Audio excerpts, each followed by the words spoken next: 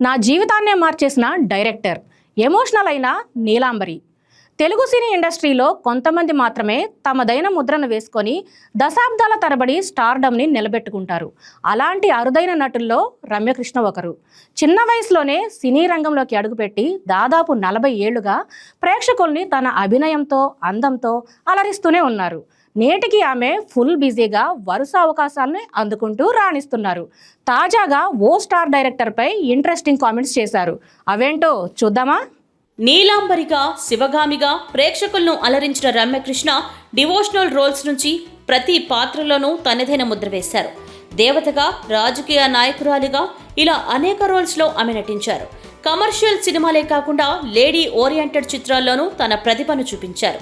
ఇటీవల జీ తెలుగు ఛానల్లో జగపతి బాబు హోస్ట్ చేస్తున్న జయమ్ము నిశ్చయమ్మురా షోకు రమ్యకృష్ణ గెస్ట్గా హాజరయ్యారు. జగపతి బాబు రమ్యకృష్ణ మూవీస్కి సంబంధించి ఎన్నో ప్రశ్నలు అడగ్గా ఆవిడ ఎంతో సరదాగా నవ్వుతూ సమాధానం చెప్పారు.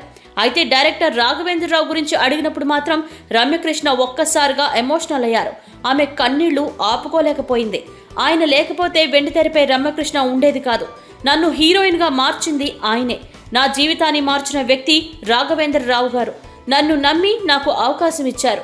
నేను ఈ స్థాయికి రావడానికి ఆయనే కారణమని పేర్కొన్నారు. తనకు ఈ స్థానాన్ని కల్పించిన రాఘవేంద్రరావు గారి మీద తనకున్న ప్రేమని, భక్తిని చాటుకుంది.